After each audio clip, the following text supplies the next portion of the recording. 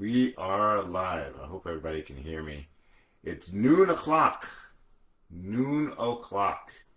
on a very, very, very busy week. I hope everybody can hear me. I'm actually trying to go live through oh, here we go. And so what I want to do is see the comments here. All right, so I'll catch the comments over here, and we'll talk over here. Oh, there we go. A little clunky. Okay. Welcome to the Greenhouse Effect. It is Thursday. There is no Prince music today because we got a lot of stuff to talk about, and every time I play Prince music, Facebook deletes or mutes half of the session, and I don't want any of this being muted. So welcome everybody. I am Hayden Greene. I am your host today. It is the Greenhouse Effect, and I am looking forward to having a really good discussion. Well, it's more of a monologue, right? Because it's just me for right now. But as people join in, I'm watching your comments go by here on the screen, and we'll get it popping. All right, I'm going to jump right into it. We have had a very interesting week. So the last time that we talked, there were a couple of different issues happening. So, George Floyd had been killed in Minneapolis, and the protests had started. None of my music, I can fix that. Hey, listen, if you can figure out a way for me to play Prince music and not have Facebook silence at Prince, then I'm all about it. Anyway, so we had those issues. We had that issue happening, and then you started seeing protests in Minneapolis, in Minnesota. And so what then happened was protests started going all across the country. And so so here we are a week later. It has been 7 days of protests. 7 days of protests, which means that every day new people are coming out into the streets. Some of the same people are coming out into the streets and really just protesting what is happening in this country. And it is larger than George Floyd. So if you are just tuning into the world, if you are just tuning into the United States, and think that this is a protest just about George Floyd, then this is the absolute correct podcast for you, because we're about to just delve into it. But we have had some remarkable things happen. Some of them are amazing. Some of them are detractions from what we are what the mission is. But it has been an absolute amazing week, and I'm going to talk all about it. I actually started writing a new piece. I haven't written in a while. I haven't written new stuff in a while that I want to share with people, but I wrote a new piece. I'm going to drop it here. And so hopefully that will be something that helps to help people understand how this is going on. So there's so much to talk about. Literally I have 2 sheets of paper with notes here.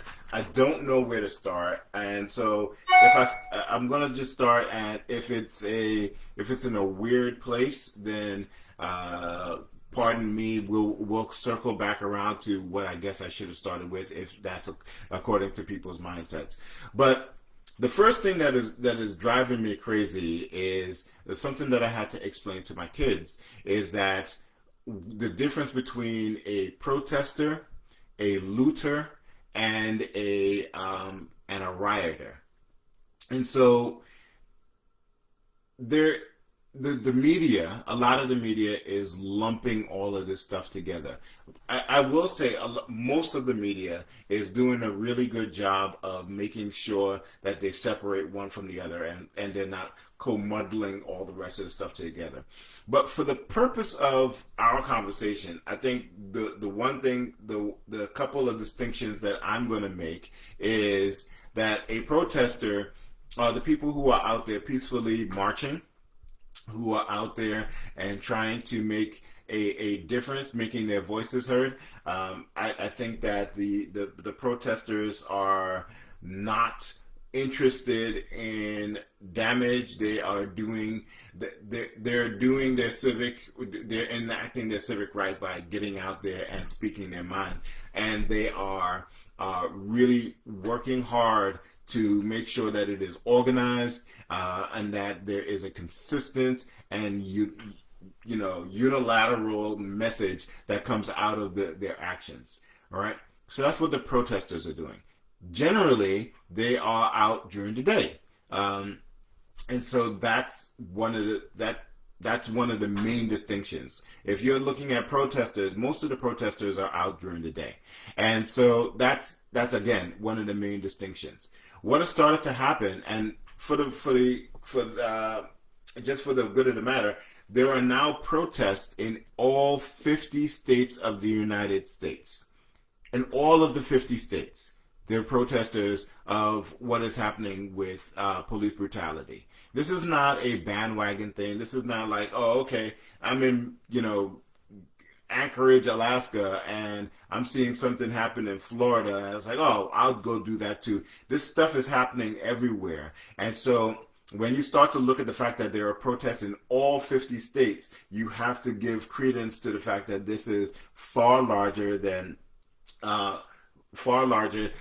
just what happened in Minneapolis, or what happened in New York City, or what happened in any of the one of the 50 states. It's happening everywhere. And that's a point that a lot of the politicians need to pay attention to, because it's not just a one-off thing. This is not just one bad seed or one bad cop or one bad practice. It is everywhere, and it needs to be addressed. But that's the main thing about the protesters. They are different than the looters.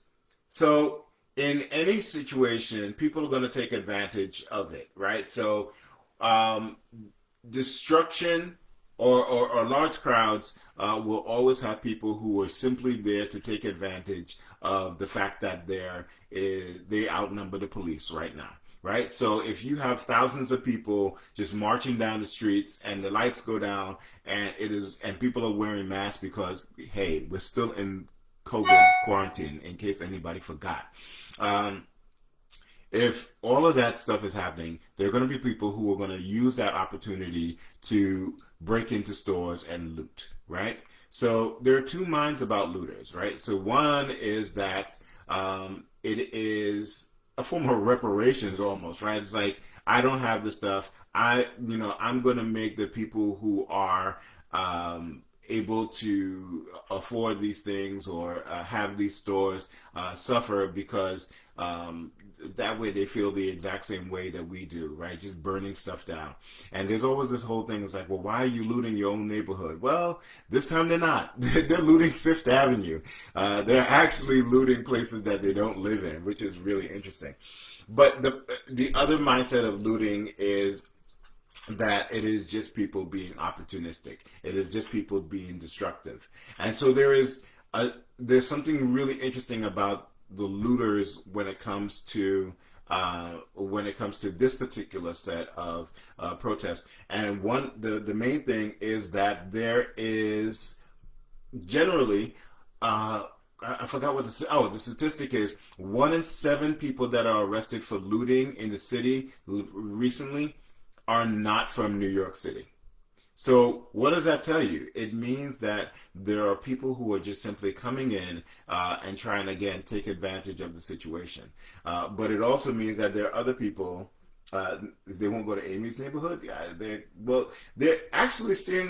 Most of the looters are staying away from residential neighborhoods. As far as I can see, most of the residential neighborhoods have been spared. It's more in the business districts that you're seeing the looting right now, which is a very distinct difference from a lot of the other times that you've seen, looting and rioting.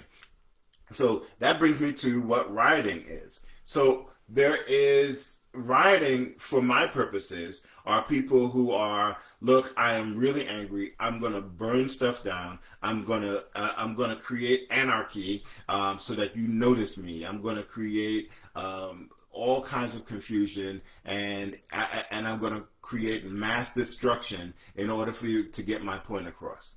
And we see riots all the time, right? We see riots when people come up against the police, and the police respond with violence, and people are like, I'm not going to take it, and they riot, and there's a back and forth. And then we also see people who are not what do you call it, antagonized by the police, who are spray painting, destroying, just running amok. So those people actually are what are happening right now in a lot of our states, especially in New York City. There are a lot of people who are plants, and I've said it, and you can, everybody can be all their conspiracy theory and all the rest of that stuff. But there are plants all throughout all of the protests, especially at night, of people who are coming in who do not represent us. And when I say us, I mean people of African descent, the people who are directly affected by these police brutality, and for whom the protests should be centered around. And as Nikita said, not around the looting and the stealing. So the whole point is that they're coming in and they're saying, it's like, all right, we're gonna mess stuff up, and we're gonna spray paint, BLM. You saw the video of a woman spray painting BLM on a Starbucks, and one of the protesters was like, you're not part of us. That's not what we're doing. We're not about that. Because you're a woman who presents as white. You go over here and spray paint BLM. When the store owner comes up, they're not going to think, oh, a white woman came and spray painted. They're going to think a black person came and spray painted. And that's not what the movement is about. And so the rioters are there to create anarchy. There are also people in the actual nighttime, with the looters and the rioters, and sometimes the late night protests, that are actual anarchists who are interested in seeing this country burn. It has nothing to do with Black Lives Matter. They could care less whether it is Black Lives Matter or if it was some other issue. They're here to simply make sure that the country burns, and they're here to cause confusion. And those people are not germane to the protests that are happening in the actual states. So you have people who are coming in from all different parts of the country, all different parts of neighboring states and faraway states, and just simply doing it so that they can be part of all of this anarchy. And that's happening. So you've got protesters who are trying to get a point across. You've got looters who are trying to take and stuff and put stuff in their pockets. And then you have rioters who are just simply here to cause all this confusion, to cause all of this anarchy. And the interesting thing is that the narrative becomes very different when you start thinking about who is being described as a rioter, right? So when you start looking at it, it's like, oh, these Black Lives Matter people are rioting. That's not how we get our point across. It's like, well, first of all, a riot doesn't have a point. A riot is the outpouring of people's emotion and people who have been oppressed so much that they can't take it anymore. And this is the way that it is manifesting. I wrote a statement for the Multicultural Center at Manhattan College, and one of the things that I said is that the oppression, the systemic racism that this country was built on has manifested itself in so many different ways. And so then people's reaction to those things, people's reaction to that oppression is also going to look very different. There are going to be people who are extremely angry and want to take a garbage can and throw it through a pizzeria. A Do the Right Thing reference for those of you who know what you know. Anyway, so there are going to be people who are going to just throw garbage cans through the window because they're angry and they need you to hear them. And sometimes you have to do things that are really just problematic in order for the people who you want to hear you, right? And so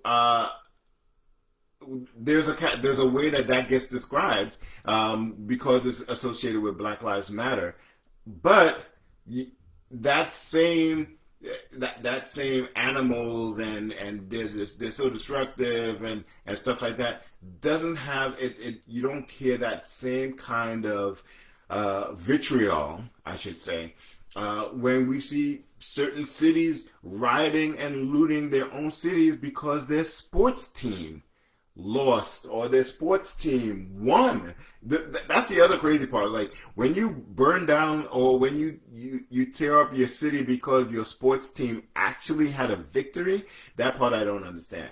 But again, that's looked on very, very differently. That's just, you know, young people blowing off steam, or they waited all these years to get to this point and now they lost and they're extremely disappointed and they're setting fires and setting fire to people's jerseys and stuff like that, and that's just young people blowing off steam, or fans blowing off steam. And when you start to look at how it is described, the next thing that you have to look at is who they are describing.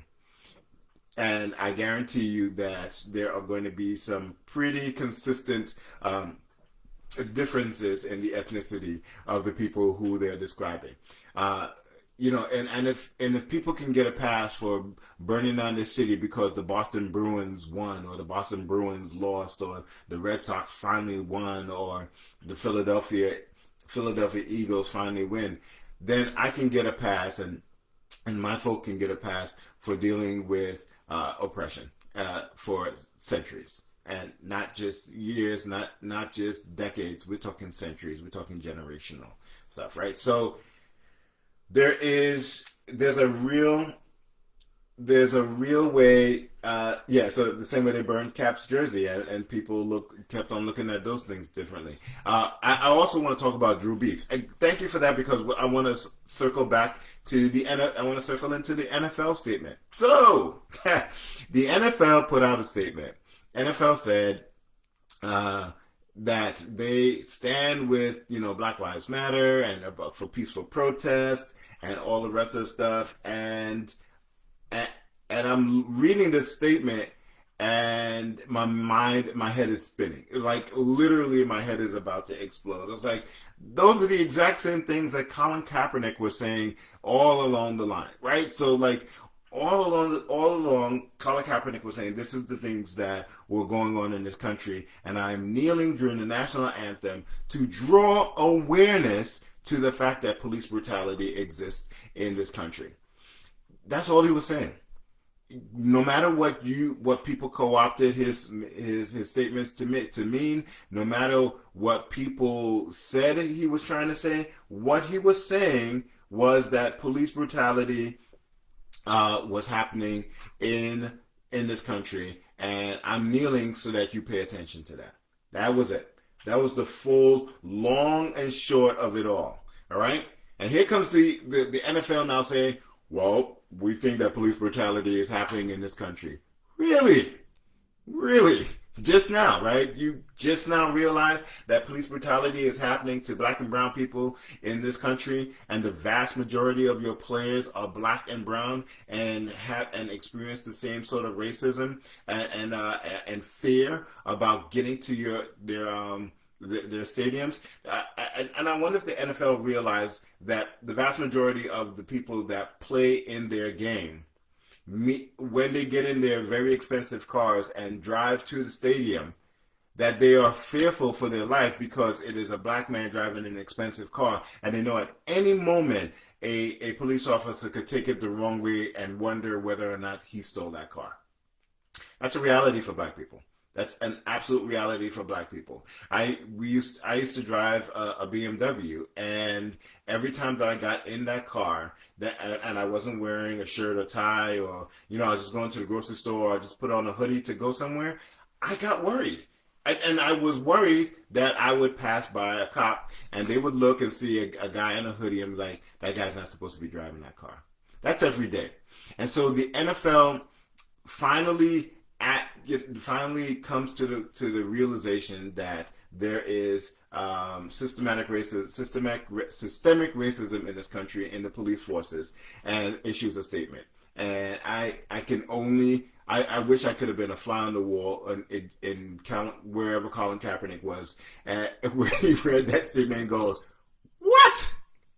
So let's see. John says it's interesting. People of color should be prepared to help and address the issue in their workplaces. Racism and bias practices against black people is a reality. It absolutely is.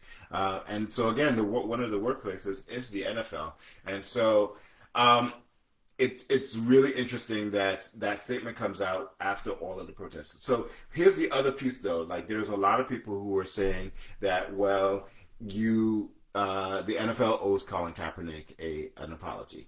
Well, the NFL never actually came out and said the reason that Colin Kaepernick doesn't have a job is because he's doing these protests. So they can't apologize for something that they never actually said. So the issue with Colin Kaepernick is that the underlying thing is that there was collusion among all of the owners. The 32 owners got together and said, we don't want this guy on our teams because he brings too much negative press to our establishments. We don't want that in our cities. We don't want that on our teams, right? That's never been proven. That is actually what the point of his lawsuit was, which he settled, and there's a non-disclosure, non-disclosure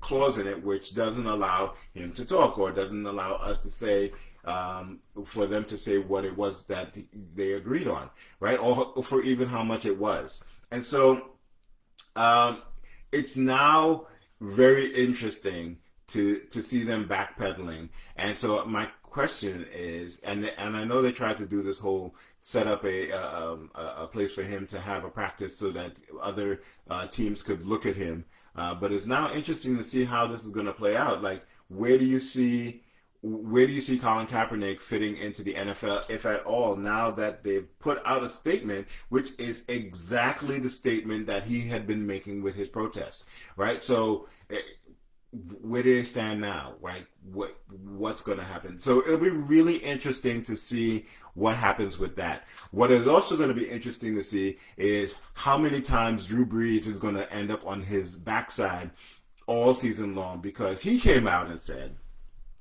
that he doesn't believe that the flag should be disrespected, right? And so he doesn't believe that the protest where you're kneeling during the anthem is something that people should do. And he still can't get behind people who disrespect the flag. And I know he issued an apology today. I didn't even listen to the apology because it's run of the mill. It's par for the course. It's like, I said something, my publicist said, you're going to lose a whole bunch of endorsement deals, so you should go out there and apologize. So he apologized. I didn't watch it. I don't care, because you said what you meant, right? And there are pictures out there of Drew Brees with Donald Trump at a Saints game or at a Super Bowl or something like that. So he's a Trump supporter. And so Trump doesn't believe that people should protest against Black Lives Matter either, and he softly veils it in protesting against the flag, which it is not. It is against police brutality, and he knows that. And so here's Drew Brees following the company line, except the company switched its line, and now you're standing out, and so now your publicist calls and tells you have to make an apology. So here's the thing. I think that Drew Brees is going to get murdered all season long.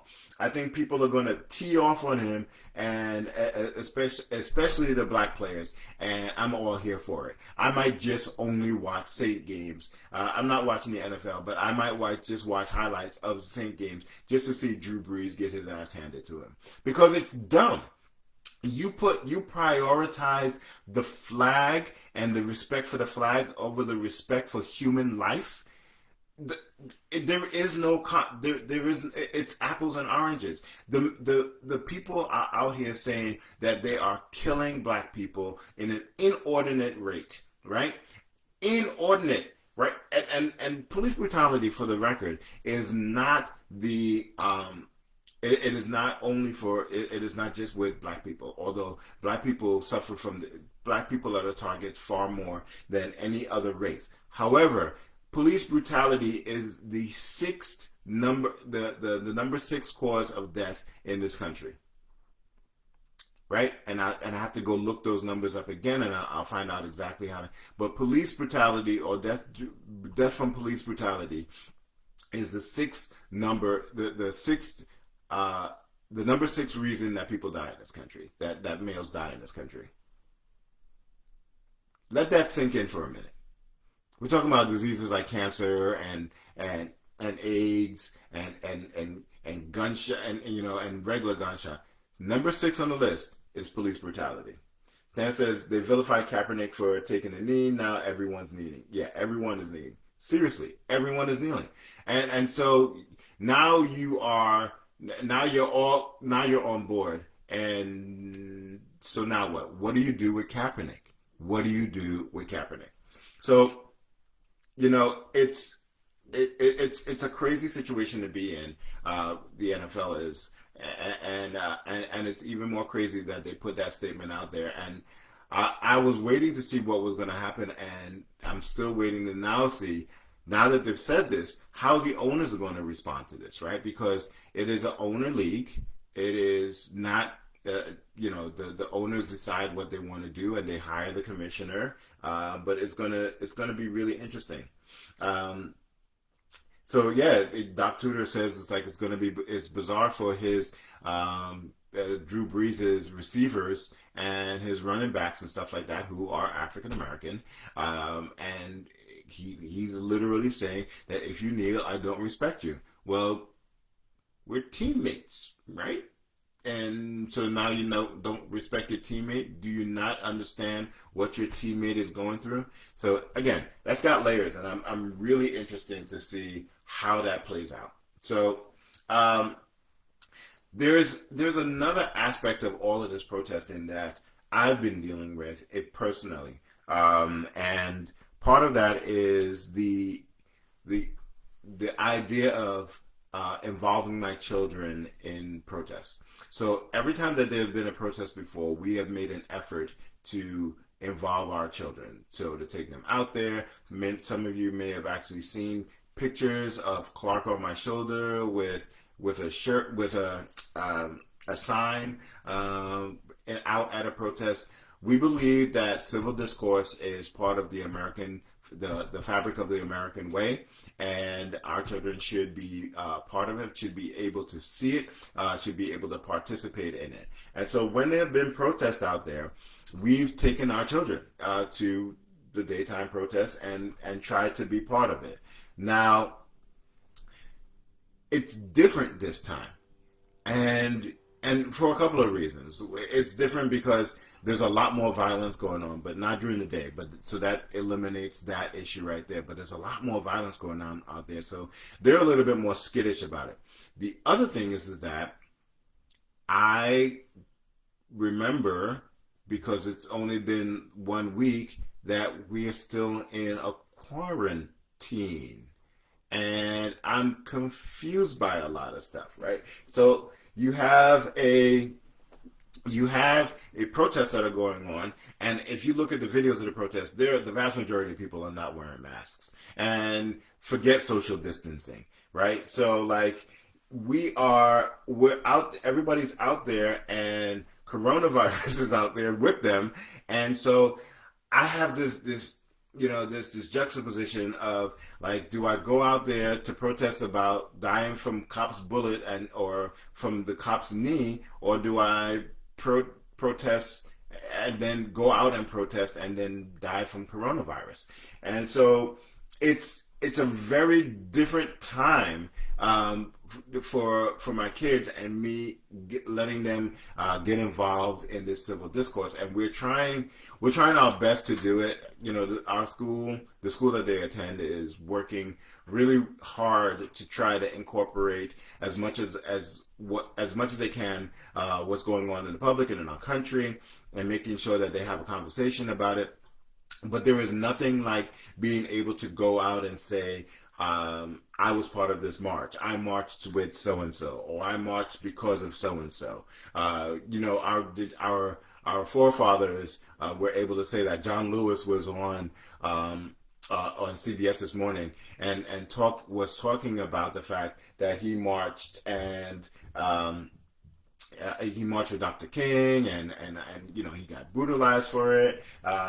So it's very, very interesting to, as they will look back, it's like, what was 2020 for you? We ain't even gonna talk about 2020 as just like a cluster. But like, what was 2020 for you? Were you able to participate in any of these protests? And they're not going to be able to say I marched with so and so, because for right now, the way that I feel right now, getting out there is not wise for my family, right? And so I have a kid that has asthma, right? I have grandparents. I have parents who are a little bit older, and so it saddens me that they're not going to be able to have that experience. But they will. They are still experiencing, and like Doc is saying, it's like it's a thin line when it comes to protesting. Yeah, and Phil says that that's why he uses a platform in other ways, which is what we're doing right now, just trying to get our word out there. But it's really interesting because it's hurting my heart. The other interesting part about that is because we are quarantined, the protests are lasting longer.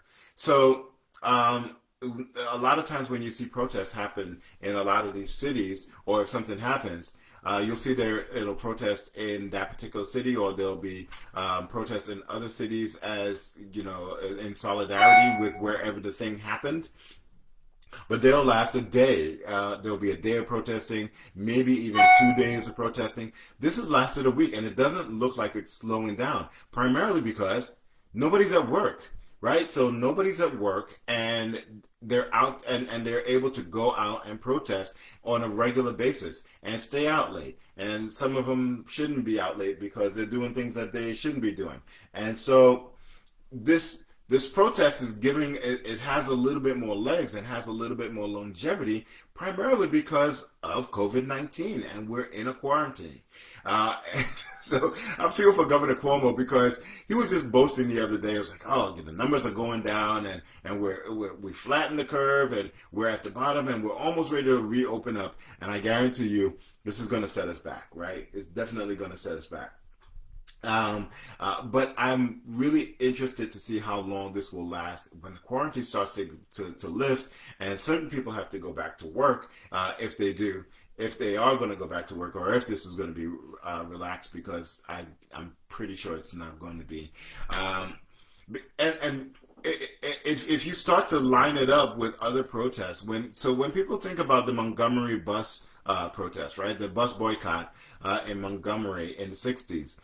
People think about that and romanticize what that was. It's like Rosa Parks sat on the bus and was told to get up, and she didn't. And then there was a bus boycott. And what people don't realize is that people boycotted the Montgomery bus line, the Montgomery bus system, for over a year. Over a year. And so a lot of times you'll see people say, we protested, we marched, and still nothing is done, nothing has happened, and I'm like, well, sometimes you got to stick with it, right? Sometimes, so John Lewis talked about his march over the bridge, and so the interesting thing is that they marched over that bridge, they got brutalized, and then they went back again and marched again, right? So sometimes you got to stick with it. And so the one-offs have not been effective, because if they were effective, we wouldn't be having march and protest right now, right? We would have had the solutions that we were looking for a long time ago. So they weren't being effective. It only hit the tip of the iceberg. But when you start thinking about the Montgomery bus boycott, is there longevity? Is there stick-to-itiveness with these protests to keep with it for a year. And I'm not saying people should be out there protesting for an entire year, or maybe they should. But is there a is there a piece where people will stick with this for a long time and really keep the pressure on, keep the foot on the gas, right? And so unity and dedication is the key. Yes, exactly. And you got and people have to organize. All of those things are true, but at the end of the day, I will never forget this line, and it was meant in jest, and it was probably even a throwaway line. For those of you old enough to remember, "I'ma Get You, Sucker." There was a scene in "I'ma Get You, Sucker," and people and the guy was talking about. It's like, well, what happened to the revolution? Like, how did the revolution end? Right? And the guy said they was giving out jobs that day. Right? They were giving out jobs, and people left the protest and went and got jobs, right? And so there is a real issue when people have to go back to work, right? And they got to pay the bills, and they have to pay the mortgage and feed their families. Will they have an opportunity? Will they have an opportunity? Will they have the time to go out and protest with the same frequency, with the same vigor, with the same length as they are now when their jobs start to open back up? And so then, what does it then look like after the protests have started? And somebody was talking about. Somebody's talking about the Million Man March. I'm going to find that here. Oh, Phil was talking about would love to see the Million Man, Million Woman March, something of those of that ilk in Washington. Well, I would love to see that too.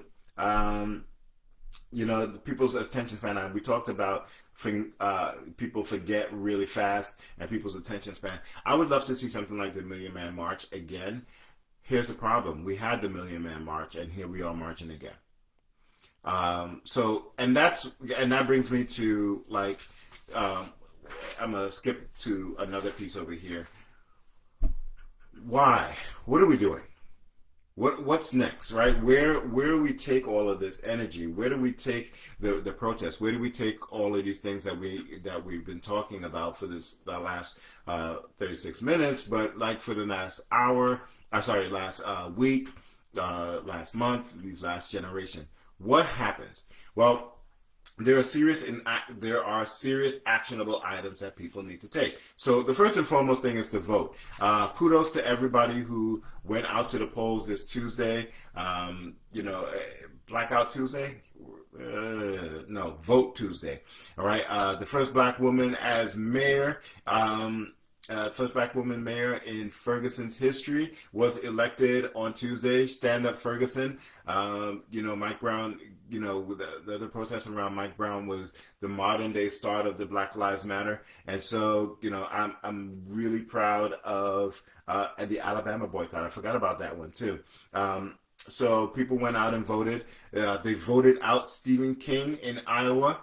Stephen King was a known racist and was under censorship from either it was the Congress or his own party. He's just saying ridiculous stuff. So voting matters, and I'm glad that people got out and voted, and that's important. So the number one actionable item is vote. November's coming. Right? Just like winter. November's coming, and we talked about people having short memory span. I would love to know that all of this stuff does not go off to the back of people's minds when it comes time to vote. I would love to know that the former defense minister, the former defense secretary, who gave it to Trump these last couple of days and said that this country, that he's trying to divide this country, and he is the worst leader that we've ever had. I'm paraphrasing, or maybe I'm just saying what I feel. But I would love to know that come November, those people remember those words, and we remember what's happening right now, and how all of this is happening, and we make some serious changes. And we're not just talking about at the highest level. Yes, we need to make a change at the highest level, but we also need to make changes in our local government, in our state governments. So get out and vote in November. So that's the number one actionable item. We need to put pressure on a lot of our a lot of the administration of the states and the cities to reform the laws that protect bad cops. In New York City, Cuomo has said that he will repeal 50A, which is a piece of legislation that protects police records. So what happens is that if a police officer is accused of something or gets even convicted of something, his records are sealed. So he can go to another state, he can go to another city and get another job as a police officer. And a lot of times, the same thing that he did in the place that he left is what he continues to do in the place that he goes to. Phil says Biden will be a one-term president. Whoever he selects will be the front runner in the Democratic Party in 4 years. His selection is important. Yeah, it is important, but how important it is will not be impressed upon him unless we make our voices heard. So 50A is here in New York State. De Blasio says that he wants to he wants to repeal and replace. He wants to make sure that police officers' home addresses and stuff like that still get protected, and I'm for that. But the fact that I can do something egregious in New York State and have my record sealed, or even in New York City, I can do something really bad in the Bronx and go get a job in Westchester or go get a job in the Hamptons, right? And so that shouldn't be right, and it should follow you. It's like your permanent record, right? They always used to threaten us with that's just going on your permanent record in high schools, right? So that should follow you. Something as egregious as killing somebody or brutalizing somebody really should be on your record. I should know about this if I'm going to give you a job, especially if you are going to be dealing with some of the same people that you brutalized in the last place that you left. So that's one thing. The other piece is that we need to start pressuring, and somebody said this earlier on, and it is exactly right. We need to start pressuring to incorporate diversity in all of our hiring practices and our onboarding practices. And this is at the corporate level, and this is at the educational level as well. And so what does that mean? It just simply means that when you say this is the culture of our company, when you bring somebody on and you say that this is the culture of our company, that whatever that statement is, needs to incorporate the fact that this is a global society that we live in and everybody has equal rights. And so when people need to look at how they are bringing people on and what environments they're bringing people into, benchmarking best practices, right? And President Obama made some good point. New Jersey State Police screen the recruits for biasness. Maybe they can be used countrywide. Screening is for biases is one thing, but unless you are then taking real actions about making sure that screening goes on to follows that particular person, it's going to be for naught. But in terms of corporate and in terms of businesses, people need to be able to know that they're coming into a situation where my identity, all of them, as a matter of fact, are taken into consideration in this workplace. And especially when you start looking at racial, ethnic bias and ethnic identities, and start looking at how you're able to make a place more accommodating or remove the things that are causing discomfort for people in some of these areas. And so it's not just a one-off training. It's not just one of these things like, all right, we went to diversity training and everybody's good. It has to be part of the fabric of what the company is. It has to be part of the fabric of how you do business. And so when you start to look at something as simple, and this is a male-female thing, not a racial thing, but when you start to look at what the temperature is in corporate and most of these offices, right, that's biased against women. And most women will tell you that it is the temperature that it is because most men wear suits, right? And they can withstand how cold it is. And so what are we looking at that? Are we looking at how we're allowing people to dress and what we're allowing people to wear, and what people are wearing, as a direct correlation to their gender, and therefore a direct correlation to what the temperature is in the office. I know it sounds like a little thing, but that's what this is all about. Doing the things that seem like, just deal with it. No, you don't have to just deal with it. We shouldn't have to just deal with it. And so when we start to look at hiring practices and how we actually recruit, and what happens when you recruit candidates of quality that happen to be people of color, how are you making that determination? And it is not about an EEOC thing, and it's not about quotas. It's really about really looking at, what does my workforce look like? If everybody in my workforce is the same, looks the same, thinks the same, the company will never grow. There is beautiful thought and beautiful innovation that is happening all across the world and all across this country in different pockets. And when we start to branch out and look at how different people have different experiences, and therefore bring different thought processes to the table and bring those people into companies, that's when companies start to grow. And the best companies and the biggest companies are the ones that have recognized that. And so when we start to think about that, we have to figure out a way to make sure that you incorporate that. And not only just incorporate it, it needs to be monetized. You don't get this amount of money until you've started doing this amount of real work when it comes to diversity and inclusivity. And that's the only, it's a bottom line thing. You want this government grant? Can't have it unless you show that you have done the work, unless you show that you have taken a hard look at what your organization stands for and how it is constructed, and therefore put in systems that will allow for people to thrive there, and not just thrive, but also just get in the door, right? And so that's the other thing that needs to happen.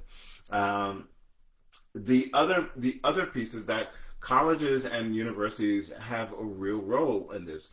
So we have to start to look at how we bring people into colleges and universities, but also, are we providing welcome environments for those thoughts, right? Are we reflecting the diverse world that we have around us, and are we bringing that diversity into our colleges and universities? Because those will then be the people that go into be industry leaders. Those will be the people who end up being leaders in art and fashion and all of these different things. But they come out. A lot of them come out of colleges, and if in colleges they are not being supported, then they're definitely not going to thrive when they go out into the quote-unquote real world. And so we've got to look at all of the programs and how we're teaching them. Is it a Eurocentric point of view, right? So when we look at art history, do we start with the classics? And why are those the classics? Because they were European? Well, what about classical art from South America? What about classical art from the African continent, right? So they're just even thinking about broadening the way that we look at the basics. Look at math, right? We look at math and we look at all of the innovations, but when we study math, we study Pythagoras, right? And we study all of these different Greek philosophers and all these people that have added to the discourse when it comes to math.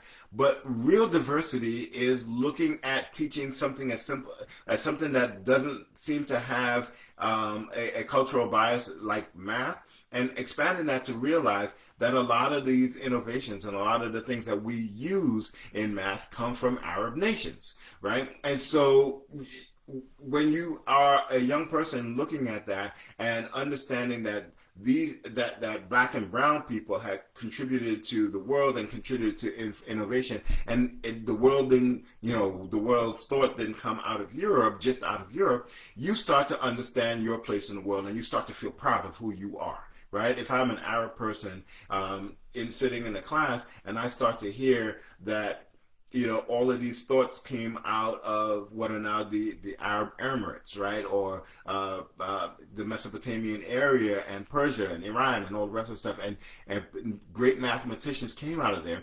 I feel better about myself. When I start to recognize that the African nations were plotting the stars long before the European nations were, I now feel better about myself. But I'm not going to hear about that when I look at astrology, all you're telling me about is plotomy, right? And that's just not that's what education, that's what a diverse education really looks like, right? And we need to start adding that kind of education as people walk on the campuses. And I'm advocating for that as we move forward at Manhattan College, but everybody needs to be doing that. So those are actual actionable items, and we all can find them in our day to day, right? Like what does an actionable item look like for your workplace? What does an actionable item look like for your home? What does an actual actionable item look like for your community? And so we have to figure out what those things are, and those needs to be the parts of the list of demands that we start to give to people who have the power to change them, and the power to change them sometimes will lie in our own hands, but for the most part, it lies in hands that have been given to them. And so we get into this whole white privilege thing, and people get a little bit sensitive when we start using the word privilege. But this country again has been based on systemic racism and bias, and the power structure is such that certain races and certain identities are the ones that have all of the power, and it is imperative that that power gets shared. But until it does, it is imperative that those in power hear our demands and make sure that those actionable items are taken into serious consideration. So I wanna leave off. This has been longer than we normally talk. We're normally out of here by now. But I want to leave off and talk a little bit about boycotting organizations. So we got into a fun conversation, because the owners of the Jets, and I'm a Jets fan, the owners of the Jets are Trump supporters. And so we got into this whole conversation about, well, where is Ricardo actually put that police six leading cause of death. Yes, thank you. So scroll up for those of you who were looking for the actual numbers. Ricardo put that up there. Thank you, Frat. So we are. So we're having this conversation. It's like, oh, you need to boycott the Jets because their owner is a Trump supporter. I was like, all right, look, I knew this a long time ago. To be honest with you, most NFL owners are Republican. Right, so there are very few NFL owners that I would wager are actual raging Democrats or liberals at the very least. Right, so do you boycott your favorite team? And then so we were having this conversation on WhatsApp, and so I was like, well, Mark Zuckerberg is coming across as a Republican stan and a Trump stan. Should we be shutting this down? And I was like, oh well, wait, how are we gonna have a conversation? It's like, so my wife and I were having this conversation after we had the fun conversation online, and we have to make real serious decisions on what we do for our support, how we support different businesses. If you are starting to talk about, well, I'm going to boycott Wendy's, right, because they haven't, because they're supporting this cause or that cause or the other. Okay, so what are you going to use instead, right? And I know somebody was saying, it was like, well, we'll do Chick-fil-A. It's like, okay, well, they're problematic too. And I think that no big business gets to be big without running aground of some problematic part, right? So there is no saint out there, and somebody's probably going to put in the chat like, well, what about this organization, right? And so yes, I get on you for being a Mets fan. At least there are people in the stands when my team plays normally. There's nobody in the stand when your team plays, Anthony, the Mets. Anyway, so all of these big businesses, all of these teams, they all have some aspect of problematic. So you have to make a decision. It's like, are you just going to live a life of a hermit and go off into the woods and to disconnect from the world? Or are you going to, say, all right, well, I have to spend my money here, or I choose to spend my money here. And my wife made a great suggestion. It was like, well, what if you said for every dollar that you spend in Chick-fil-A, you're going to donate that equal amount to the United Negro College Fund, or pick a HBCU to donate to, or your local charities, right? So, it's really difficult to sit around and say, well, I'm going to boycott this or boycott that, and this whole cancel culture is been really, really popular over the last couple of years. And cancel culture doesn't get us anywhere if when we cancel what we were doing, we then don't pass those energies on to the things that we should be doing, pass those monies on to the places that we want to see it going. And so people are just canceling and then replacing the thing that they canceled with something that's equally as bad, and that doesn't benefit anybody. So I want everybody to be smart, because there's a lot of stuff passing around. It's like, oh, we need to boycott this person because they're not supporting BLM. We need to boycott this person because they're a Trump supporter. We need to boycott this person because they don't. Look, do what you need to do, but while you were thinking about cancel culture and while you're thinking about boycotting, think about where you can do positive work. Think about where you can do positive work. All right, I'm going to get out of here, but I'm going to do this piece that I've been working on. It is rough. I apologize. I'm going to be reading it.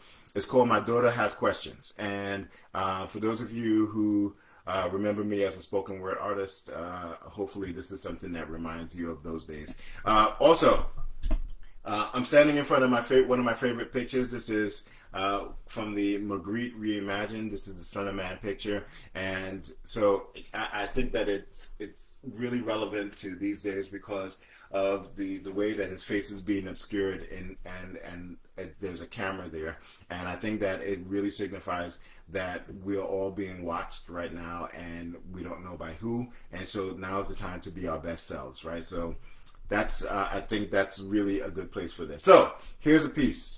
My daughter has questions. My daughter has questions, so like a good home educator, I taught her to ask the questions using the classic format. What, why, how, who, when? So she said, Daddy, what are they saying? I said, honey, they're saying no justice, no peace. But there's been no justice, and we have still been peaceful. Repetition fools the heart into thinking, that it should be hopeful. Like reciting a rosary makes people hope that those same people who justify slavery will have a sudden change of heart. She asked again, why are the marchers breaking into stores? I said, baby girls, those aren't protesters. Those are looters. People who thrive off the black experience but are not part of the cause. You see them in other times too. Just look at the Kardashians. She kept on going. It's like, how do you think this will help? And I said, the same way that our founding fathers thought that throwing millions of dollars of tea into a Boston harbor would help. Sometimes you have to do radical stuff to get people's attention, girl. Daddy, who are those people that are protesting? I said, they're us, little one. Some who look like us, some who pray like us, all who believe in us, though. But not just us versus them, not black versus white. Today, the march is for a right to stomp out the wrong. Her last question nearly broke me. It said, with Daddy, when will this all end? My only answer was, soon, little one, soon. I hope. Thanks for hanging with me again one Thursday, and I will see you next week, and hopefully we have happier things to talk about. It's been the Green Light Experience. See you around.